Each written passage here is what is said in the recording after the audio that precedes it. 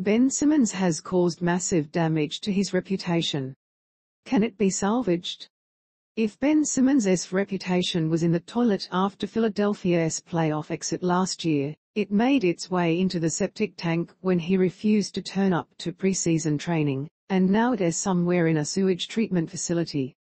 The good news is those places have some enzymes that can work wonders.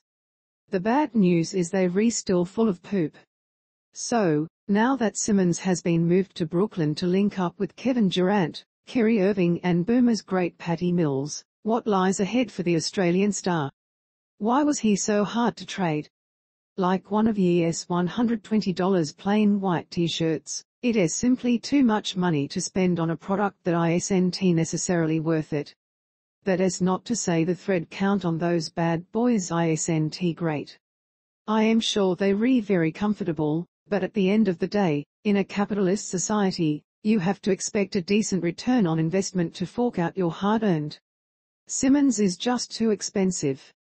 Read more. The 2021/22 season is the second of a 5-year contract for Simmons that is worth something in the ballpark of $245 million. Now, Simmons is a good player, great in some areas, but his deficiencies: can't he shoot from any sort of distance, not very aggressive, not showing marked signs of improvement as he hits his mid-20s, are well known and eminently exploitable. And a contract of that size is reserved for superstars of the game. MVP-level players who can carry a team to the last few games of the playoffs. Think LeBron James, Steph Curry, Durant, Damian Lillard or, indeed, James Harden. Basically, even the teams that might have wanted Simmons struggled to afford him, but most were turned off anyway. Still, what better place than Brooklyn to find someone willing to pay overs for a t-shirt? The Nets had Harden on the books on similarly massive money, and while the 2018 MVP has infinitely more credentials to back up that price tag, he had made it clear that he too wanted a sea change. How did we get here? This is a result of, among other things, Philadelphia trying to do the right thing by showing faith and investing in Simmons before they had to. He missed his entire rookie season, but before he had finished his sophomore year, the team handed him that massive 5-year deal. While it is not his fault that the team offered him that money and he did nothing wrong by accepting it, that should have told him, "You're our guy. You and Joel Embiid are the future of this franchise."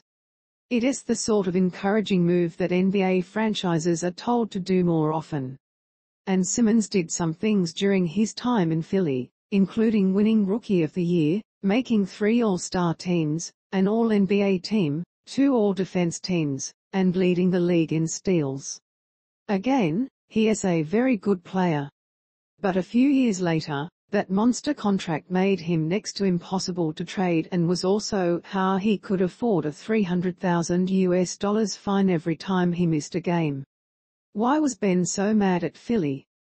Because of what can only be deemed light criticism from his team in the wake of a playoff capitulation last year.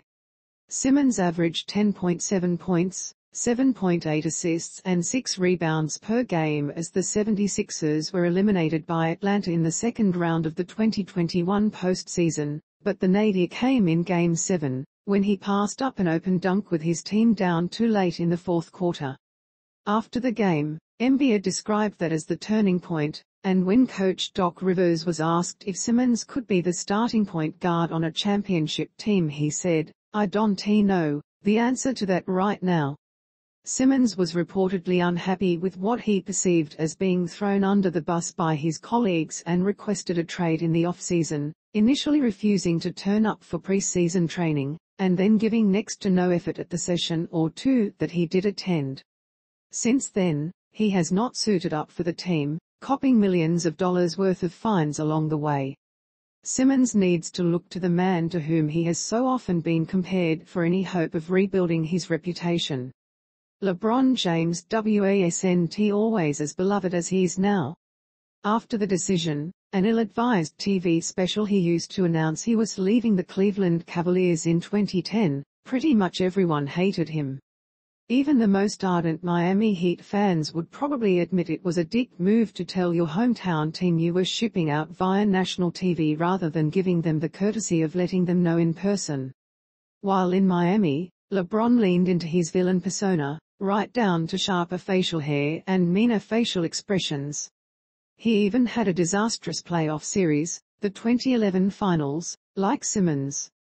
But 2 Heat championships later, his return to Cleveland and all the charity work and NBA title it wrought completely rehabbed his image. The fans that once burned his jerseys and made it dangerous for him to play away games they were once again enamored with him, and when he left again for LA he